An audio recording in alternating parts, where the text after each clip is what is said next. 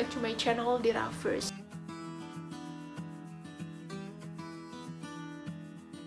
Nah, beasiswa selanjutnya yang bisa kalian daftar, kali ini beda ya. Kalau tadi udah di Amerika, Australia, dan juga di Eropa, kali ini di Asia, yaitu untuk kuliah di Jepang. Nama beasiswanya adalah Monbu Kagakusho.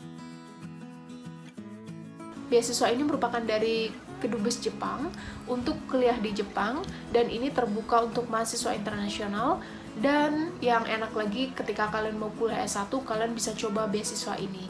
Mirip kayak yang tadi KGSP yang di Korea, ini juga kalian bisa buat kuliah S1. Beasiswa ini juga fully funded, jadi semuanya udah di cover, dari mulai transportasi, asuransi, biaya kuliah atau tuition fee, biaya buku, transportasi, itu udah di cover, fully funded. Program lainnya yaitu ada research students, jadi kalau misal kalian pengen riset aja di Jepang, kalian bisa coba daftar ini. Ada juga undergrad uni students atau yang tadi S1. Ada lagi teacher training students. Jadi kalau nggak salah ini tuh buat guru yang pengen menambah pengetahuan lagi, bisa ngambil beasiswa ini dan lain sebagainya. Ada program-program lain yang bisa kalian cek di website. Nah, beasiswa selanjutnya yang mungkin kalian juga udah familiar banget, udah sering dengar banget, yaitu apalagi kalau bukan LPDP. While this is from Indonesian government, dari pemerintah Indonesia, tepatnya dari Kementerian Keuangan untuk warga negara Indonesia, of course. Beasiswa ini nggak hanya untuk yang S2, S3, tapi juga bisa untuk yang disertasi. Jadi misalnya kalian lagi disertasi dan kalian butuh dana untuk riset selama disertasi, you may try to apply for this scholarship. Sering banget ada yang tanya sama aku, bisa nggak sih Kak daftar LPDP lulus SMA? Sayangnya belum bisa, karena sejauh ini LPDP belum buka program untuk yang lulusan SMA. Ini khusus untuk yang studi lanjut. Jangan khawatir kalau kalian tetap pengen kuliah di luar negeri, kalian lulusan SMA, kalian bisa coba beasiswa-beasiswa yang tadi aku sebutin. Dan juga sebenarnya masih banyak beasiswa lain yang bisa kalian cari. Nah, untuk beasiswa LPDP sendiri tersedia beberapa jalur. Jadi jalurnya tuh dibedakan. Kalau misalnya latar belakang kalian TNI, Polri, atau PNS, akan ada jalurnya khusus. Atau misalnya kalian merupakan dosen, juga kalian akan dapat jalur khusus. Atau misalnya kalian tuh dari Indonesia Timur, dari daerah 3T, itu juga kalian bisa masuk afirmasi. Atau misal kalian punya penghargaan, kalian juara di tingkat internasional, baik itu di bidang seni ataupun olahraga, kalian juga bisa ikut jalur afirmasi. Jadi gitu, kalian punya kesempatan masing-masing sesuai dengan kriteria kalian, sesuai dengan konteks kalian. Tapi kalau misalnya kalian nggak juara internasional, kalian bukan dari daerah 3T, atau kalian juga bukan santri, karena santri juga ada jalur khususnya, dan lain-lain, kalian bisa ikuti jalur yang reguler. Kayak aku dulu pakai jalur reguler, karena aku bukan tinggal di daerah 3T, aku juga nggak punya penghargaan di tingkat internasional dan lain sebagainya, jadi aku pakai yang reguler. Tapi jangan khawatir, benefitnya sama. Artinya kalau misalnya afirmasi dapat living allowance segini, yang reguler juga dapat living allowance segini, seperti itu. Sama, itu cuma masalah jalurnya aja. Yang dibedakan adalah ketika seleksinya, kalau afirmasi itu standar untuk TOEFL, IELTS, atau kemampuan bahasa Inggrisnya itu lebih rendah daripada yang reguler. Jadi misalnya nih ya, kalau kalian pengen kuliah di luar negeri, kalau kalian pakainya jalur reguler, maka IELTS kalian harus 6,5 minimal. Tapi kalau kalian pakai jalur afirmasi, kalian boleh 6. Seperti itu. Begitu juga dengan TOEFL ITP dan TOEFL IBT-nya.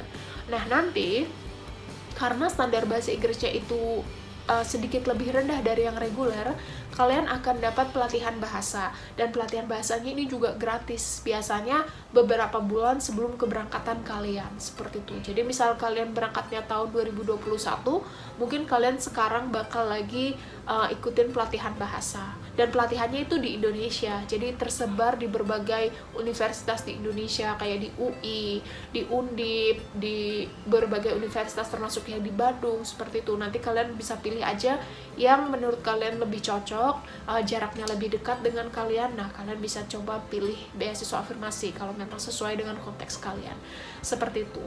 Terus benefitnya apa aja nih beasiswa LPDP? Well, benefitnya ini lumayan banyak ya, dan mungkin sedikit beda dengan beasiswa-beasiswa lain, terutama yang udah aku sebutin tadi. Jadi kalian akan dapat living allowance, biaya hidup.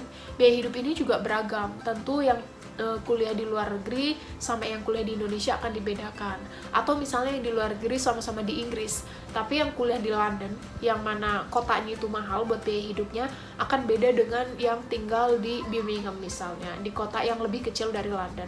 Atau misalnya yang kuliah di Belanda, yang di Amsterdam, ibu kota Belanda, otomatis akan beda dengan di kota yang lebih kecil dari Amsterdam.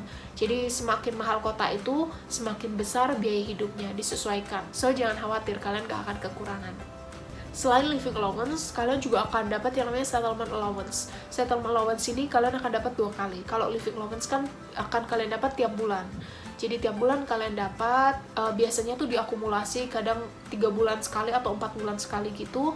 Tapi itu di awal, jadi jangan khawatir. Misalnya Januari, Februari, Maret, April akan kalian dapatkan di Januari, seperti itu.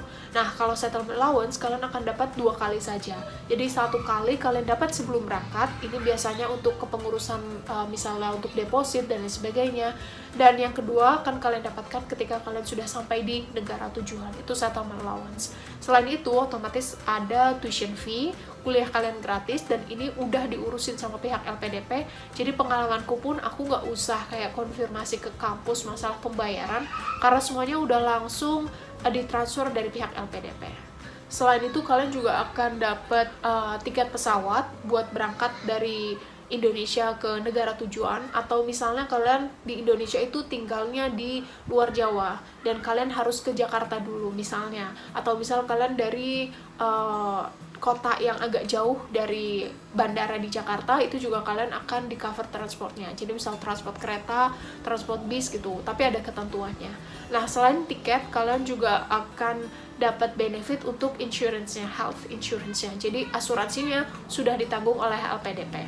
Begitu juga dengan biaya buku, kalian juga akan dapat uang khusus untuk pembelian buku dan juga untuk visa, tapi kalau paspor kalian ngurus sendiri.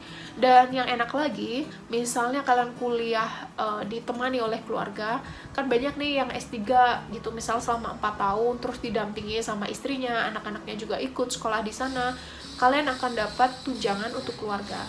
Tapi sedikit beda dengan tahun-tahun sebelumnya. Kalau tahun sebelumnya kuliah S3 4 tahun, maka akan dapat tunjangan selama 4 tahun. Tapi semenjak sekitar 2 tahun yang lalu, tunjangan itu mulai di year 2. Jadi kalau year 1 belum dapat tunjangan, nanti year 2, year 3, and year 4 itu sudah dapat tunjangan untuk keluarga, seperti itu. Untuk seleksinya, beda dengan beasiswa-beasiswa yang tadi udah aku mention, jadi akan meliputi 3 sesi. Sesi yang pertama yaitu administrasi, kalian cuma ngumpulin berkas dan lain-lain. Lalu yang kedua adalah seleksi online. Seleksi online ini meliputi psikotes dan meliputi esai. Jadi nanti kalian diminta untuk menulis esai secara spontan.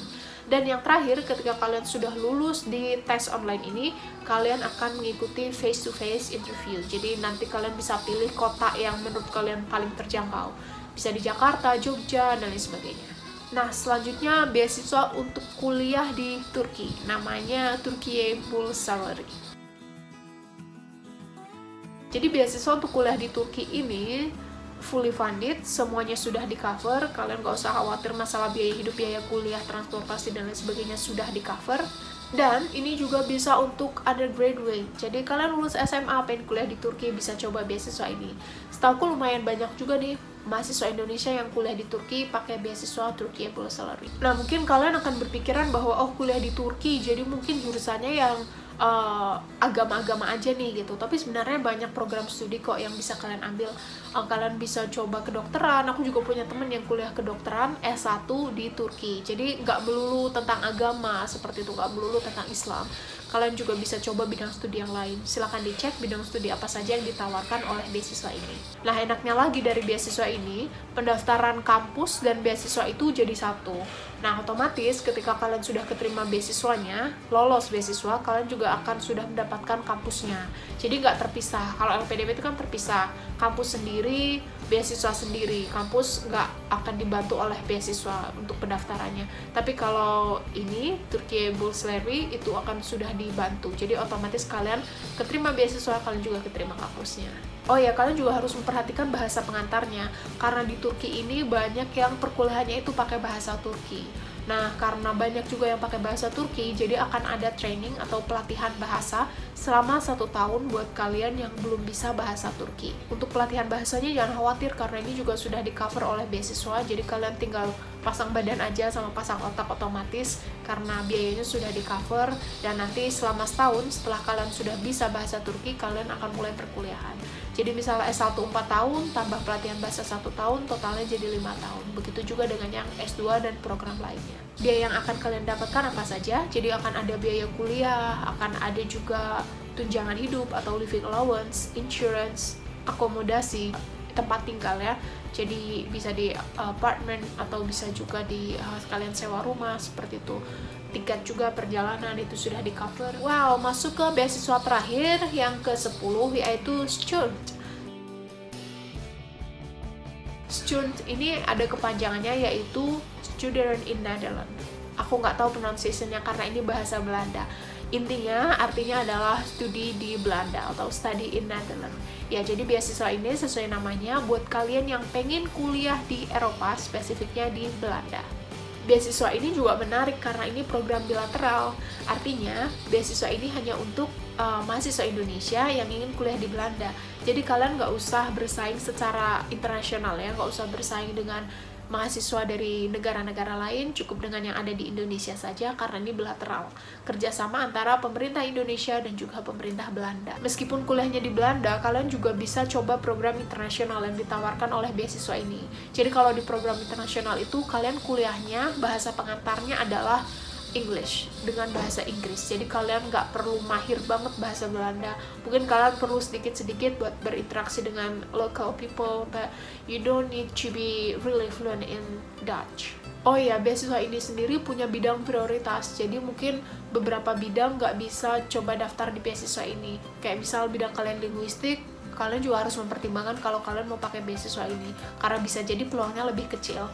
Nah, bidang yang jadi prioritas Jun ini adalah ekonomi sirkular, keamanan dan penegakan hukum, agropangan dan hortikultura, serta pengelolaan air. Jadi itu adalah bidang-bidang yang menurut pemerintah Belanda dan Indonesia itu sangat dibutuhkan di Indonesia. Makanya ada program prioritas seperti itu.